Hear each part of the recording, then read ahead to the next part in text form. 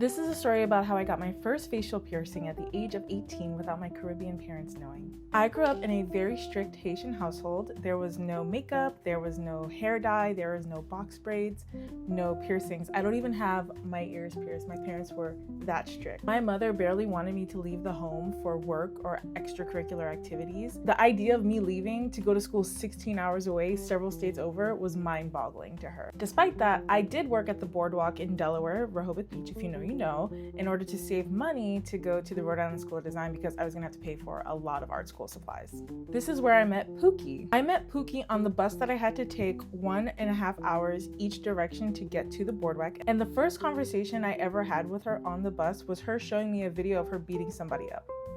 Pookie, I hope you're doing wonderful.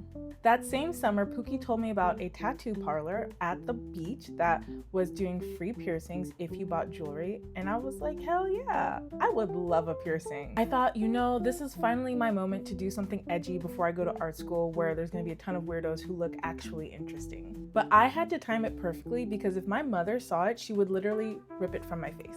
So I scheduled to get my piercing the day before leaving for Rhode Island. I went with Pookie. We both got piercings. I got, I think this used to be called like a snake bite. I got a side labret. And when I got home, I immediately took the ball off the end.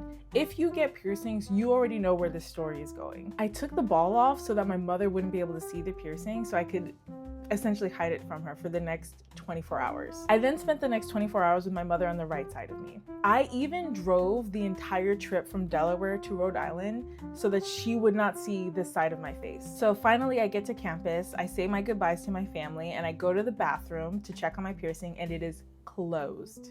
I cannot get the bar through my lip. I didn't even have it for 48 hours before it was gone. Honestly, it was for the best. The piercings I have now are much more flattering. And shout out to Pookie, wherever she is.